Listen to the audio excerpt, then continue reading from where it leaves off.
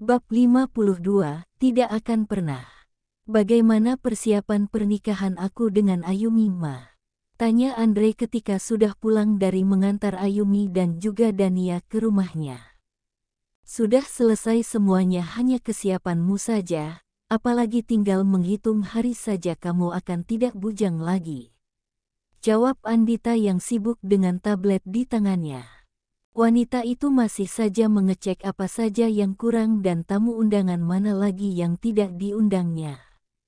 Syukurlah, Mama selalu bisa diandalkan. Iya dong, Mama kan harus teliti supaya tidak ada kekurangan nantinya. Kakak tenang saja, jika Mama yang urus pokoknya Kak Andre akan puas. Iya kan, Mah? Tanya Astrid. Iya sayang. Andre hanya mencibir mendengar ucapan sang adik. Oh iya, Papa mana? Tanya Andre yang sedari tadi tidak melihat sang ayah. Papamu belum pulang, masih ada pertemuan sama rekan bisnisnya sekalian diundang di acara nikahan kamu, jawab Andita lagi-lagi tanpa melihat ke arah sang anak. Mama ini sibuk terus sama iPad-nya, protes Andre. Andita menghela nafas panjang kemudian meletakkan iPad tersebut di atas meja. Bukan apa semua dia lakukan demi kenyamanan sepasang pengantin itu nantinya. Maaf sayang, Mama hanya mengecek kembali, siapa tahu ada yang kurang. Jadi kenapa kamu menanyakan papa kamu? Tanya Andita mulai mendengarkan anak sulungnya. Gara-gara papa, Ayumi jadi marah sama aku, kening Andita berkerut mendengar ucapan anaknya. Maksudnya, iya nih Kak Andre. Masa gara-gara papa Kak Ayumi sampai marah? Memangnya papa godain Kak Ayumi? Andita langsung memukul lengan Astrid. Hus, kalau bicara suka tidak benar. Gadis itu hanya mengusap lengannya pelan dan memanyunkan bibirnya ke depan karena mendapat tabokan dari sang mama. Coba jelaskan papa kamu kenapa lagi? Sampai Ayumi marah. Tanyanya pelan. Bukan marah sih Mah, tapi lebih ke ngambek. Andre mulai menceritakan titik permasalahan ketika mendapat ide dari sang papa. Andita menggeleng kepalanya pelan sedangkan Astrid sudah tertawa sejak tadi mendengar cerita Andre. Andre menatap tajam ke arah Astrid membuat gadis itu langsung menghentikan tawanya.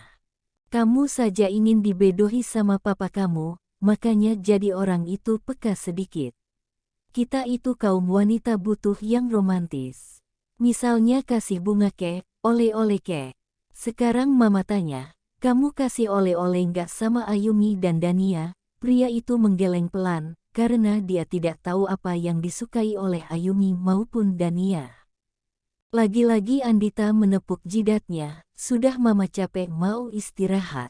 Pria itu menatap kepergian sang Mama dengan tatapan heran. Dasar pria kaku. Astrid langsung berlari masuk dalam kamarnya sebelum mendapat amukan dari Andre. Cika menyebalkan. Gumamnya dan beranjak dari sana menuju kamarnya. Asteris. Pagi yang cerah seiring dengan wajah cerah Andre, saat ini pria itu tengah menuju ke perusahaannya. Hatinya menghangat ketika Ayumi akan membawakan makan siang ke perusahaannya. Tentu hal itu tak luput dari paksaannya, tapi walaupun begitu pria itu tetap senang karena akan makan berdua di perusahaannya nanti dengan calon istri. Sepanjang perjalanan pria itu bersiul, sesekali bersenandung dengan riang layaknya ABG yang tengah jatuh cinta. Tak lama akhirnya Andre telah sampai di depan gedung di mana dirinya membangun perusahaan itu dengan jerih payahnya sendiri. Tapi ketika keluar dari mobil, senyuman yang tadi merekah perlahan pudar berganti dengan wajah dingin dan datar ketika melihat seseorang yang memanggilnya. Ada apa? Tanyanya tanpa ekspresi. Bisa kita bicara sebentar? Ada hal yang ingin aku sampaikan. Ujar pria tersebut. Kita ke ruanganku saja. Jawab Andre langsung melangkah duluan. Sepanjang perjalanan menuju ke ruangannya lantai paling atas, semua karyawan menunduk tanda hormat pada Andre. Semua itu tak luput dari penglihatan dari pria yang tengah mengikutinya dari belakang. Seketika dirinya menjadi kecil ketika berhadapan dengan Andre, hati yang menggebu-gebu yang sempat tadi dibawa dari rumahnya seakan menciut sebab Andre bukan orang sembarangan. "Silahkan duduk," pinta Andre langsung diangguki pria itu. "Jadi apa tujuanmu kemari?" tanya Andre langsung. Pria itu menghela nafas panjang, setelah mendapat alamat perusahaan Andre. Dia langsung mendatanginya. Dirga. Pria yang sedari tadi mengikuti Andre adalah Dirga, mantan suami Ayumi. Entah tujuan apa lagi pria itu mendatangi.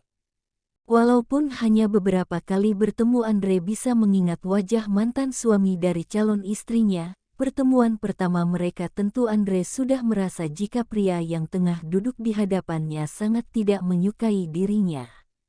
"Aku minta padamu untuk menjauhi Ayumi dan Dania. Karena aku akan merujuknya kembali," jawab Dirga tanpa segan dan tidak tahu malu. Andre tersenyum miring melihat keberanian Dirga mengungkapkan keinginannya. "Menjauh dari calon istri saya sendiri.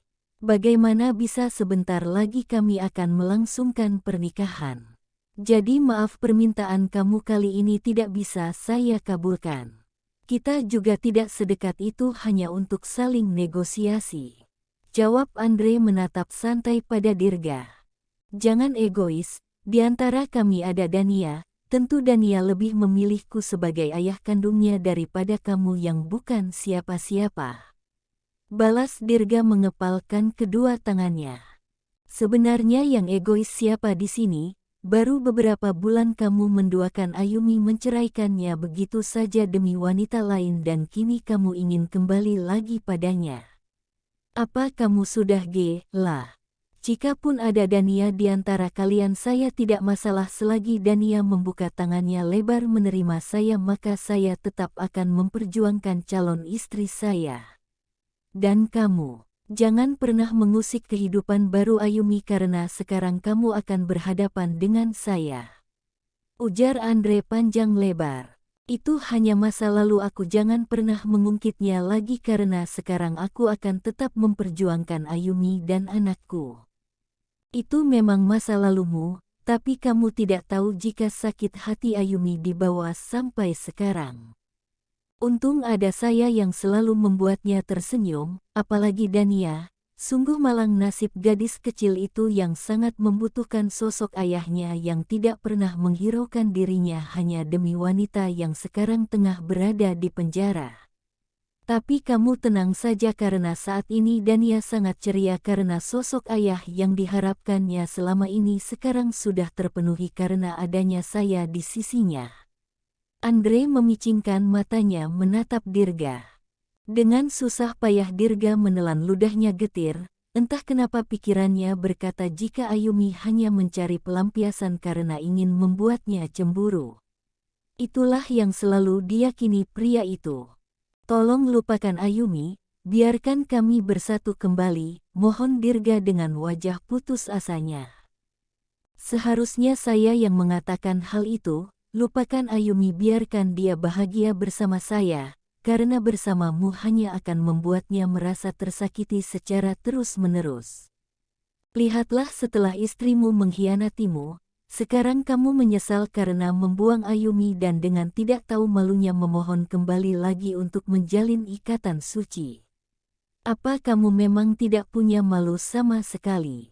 Bahkan membanggakan wanita lain di hadapannya ketika dia masih menjadi istrimu. Sungguh saya tidak habis pikir dengan jalan pikiranmu, Dirga." Dirga menggeleng pelan, bukannya mencerna ucapan Andre, pria itu tetap egois. "Aku tidak akan pernah rela Ayumi menikah dengan pria lain," ucap Dirga bersamaan dengan dia berdiri dari tempat duduknya hingga menimbulkan bunyi pada kursinya. Dengan langkah cepat pria itu meninggalkan ruangan Andre dengan suara pintu kaca yang berderak karena emosinya. Andre hanya dibuat geleng-geleng kepala melihat mantan suami dari calon istrinya bersambung.